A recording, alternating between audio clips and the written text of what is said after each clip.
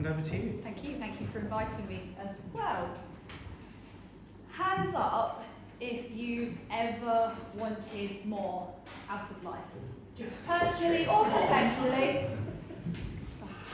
Hands up if you've ever had something in life that has changed the trajectory that you're on, perhaps even who you have become. Hands up if you felt fear before that happened. That's basically how you become a champion, and that's the story behind the motto that I have shared in over 100 schools: dream big, start small, never give up. And what I would like you all to think about today: who you are, who you'd like to become, and what you would like to achieve. Because we all went into business to earn money, but also most of us will want to have a greater impact. Even if that's for ourselves, for our families, for the people around us, moving into the greater communities that we're part of, moving into organisations, the world perhaps, depending on how big you dream. My big dream now, and for the last 4 years, has been to speak on stages globally. And what I speak about normally is becoming a champion, because in 2019 I won 2 belts, the under 53.5 and the under 56 kilo World Ring Sport Association ladies kickboxing titles. I had achieved my black belt a couple of years prior to that, so I use the story of becoming a champion as my keynote, the fun and the fear, because it's about finding what you want to pursue and how you do that. But today I'm actually going to talk about the journey since becoming a champion, because it didn't end in 2019. It began. I met Kale in 2019. Richard, I don't know what it was, maybe you'll be able to tell me. When you invited me to my first networking meeting, what made you think, Jess will like networking? Because you had the personality to make something out of it. I like that answer. Because I had the personality to make something out of it. I like people. My background was in a pub, family-run business, which, by the way, my dad has just opened another pub in Peasmarsh, the Horse and Cart. I will do his promotion for him because he's useless. But his food is fantastic.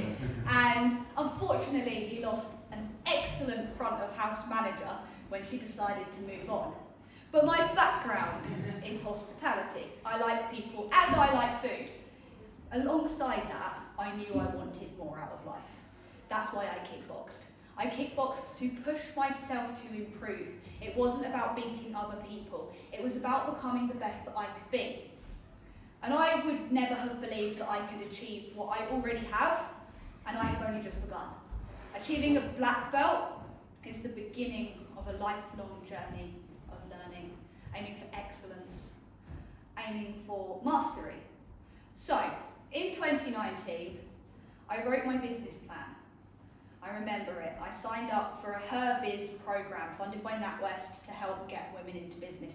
I knew nothing. I still don't know a lot, so I'm still open to learn from those of you who have far more experience than I do. And I remember the beginning of the second week. We sat in a circle and we had to share a success from the previous week. And they picked me to go first, and I thought, why are you picking me to go first? No one could top what I've got to say. I stood up and I said, I have become the English kickboxing champion. Something that I never thought I would ever achieve. There was just a small glimmer of hope, perhaps, something inside me that thought, what if? And that what if became my reality. And that becoming a champion was my catalyst for my own confidence. I did win that business grant. I remember the business plan, and I remember them talking to me and saying, why is nearly all of your marketing budget networking? Because that's my strength. I still need to work on my weaknesses. Why do I not have business cards today? Because I am my business card, and you can follow me on LinkedIn, and I would love to connect with you all more. And then I set up fighting fit food. I was selling healthy, prepared meals in the gym, alongside my kickboxing coaching. I don't still sell meals, I do still coach kickboxing. I focus on working with women. I run a female-only class in Bexhill. I've been doing so for 8 years. I worked in Clavering, that was where I first began with teenage girls, then my own class, and now I have 1 class a week. Because of here, there, everywhere, I don't have a huge amount of martial arts going on. I have a couple of private clients, so it's something that I do. But I'd won the belt, won the business branch, I'd set it up, and I thought, I can achieve this. I didn't realise how hard business would be. I thought, nothing is harder than fighting. Actually, business is harder than fighting. It's terrifying when you look at your bank balance going down, when you want it to be going up, and you know you're good at what you do, but other people don't know that, and you don't know how to tell them that. And yeah, I was training to fight for the second time, so I was selling these meals, but even though the business plan on paper looked good, I didn't realise how many hours it would take, how much food waste there would be, how I would end up feeding the homeless, how I would end up being worried about going homeless myself, and I was training to fight. Back then, I didn't know the word burnout. But now, if I was to look at myself then, I was heading for burnout because I was training so much, I was working so hard. I wasn't even earning a good income. The food was good though, and I have had people say they want me to do it again. Maybe one day, but in a completely different way. And then 2020, beginning of the year hit, and it was at a local networking meeting with somebody who I wish I knew who he was. I remember the conversation, and this is where that quote, where we remember what people say and how they make us feel. Because I remember him saying, he'd obviously seen it in me, what do you really want? I thought I needed the food business. I thought I needed to set up a gym and run 50 classes a week, because that was what was around me. Local gym, local hospitality. I said, I want to travel. I got back from Thailand in 2015, and I said, within 1 year, I'm going to go back out. In that year, I dedicated to becoming a black belt, to becoming a champion. That dedication stopped me from travelling, but that was what I wanted. So at the beginning of 2020, I set my business black belt. I set myself the goal. By March of 23rd, 2025, I wanted to work in Thailand. I thought it would be a retreat, but it was something to aim for, so I knew I didn't want to set up a local business. I didn't know how or what it would be, but I knew it needed to facilitate what I desired, the travel element, the flexibility and freedom.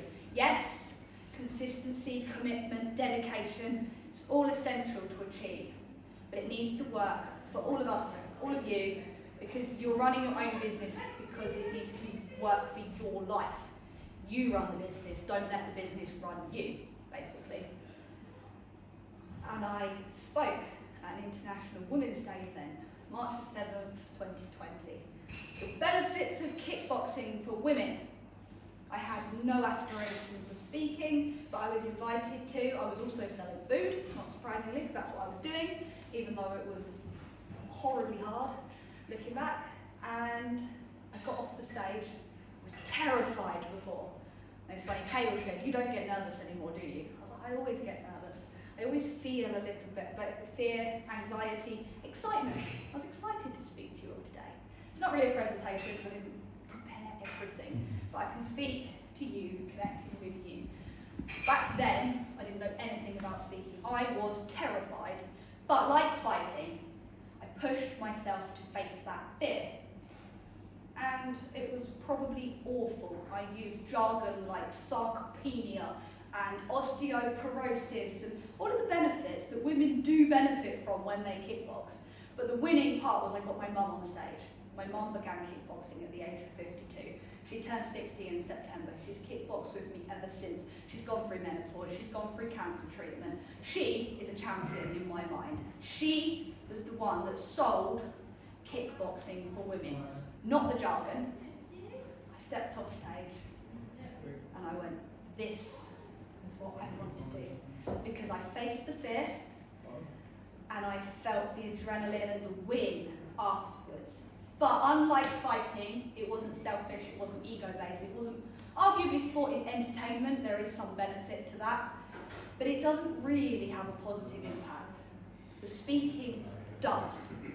Over 100 schools, over 20,000, I need to update my spreadsheet, it's probably 30,000 now. Students have been inspired to become the best that they can be. And here I am today. Obviously, I want you all to take something away from this, to think about what you're doing, why you're doing it, where you want to go.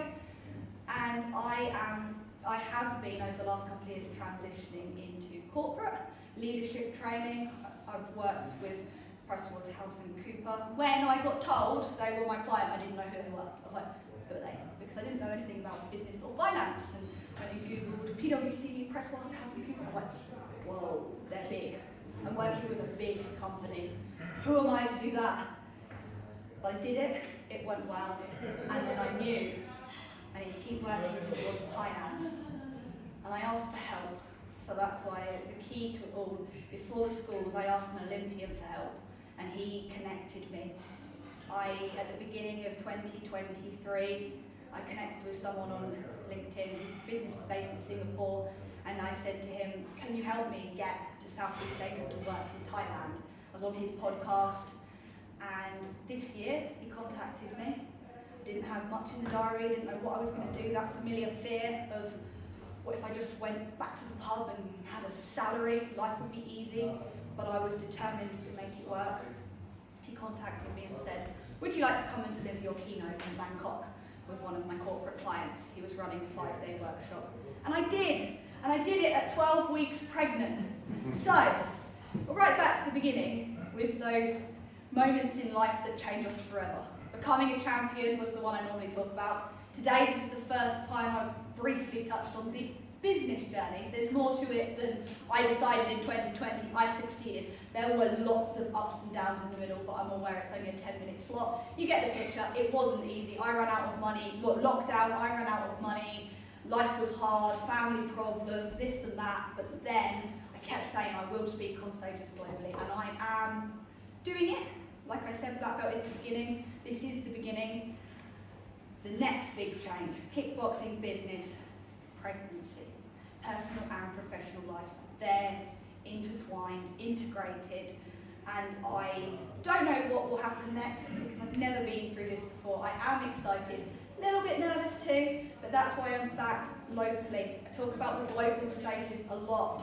I talked about it online, I made a noise, I was determined to go big, but actually, my big dream is to speak on stages globally and have a home. Time has come to strengthen the home, strengthen the local community. I don't need to be, I said to Neil earlier, about 70 to 80% of my time is actually spent travelling to do the deliveries. There are plenty of schools locally, there are companies, businesses, people that I can work with locally, and we can connect and we can support each other. So that's why I'm here today. Thank you, Kale, and thank you all for listening. Well done.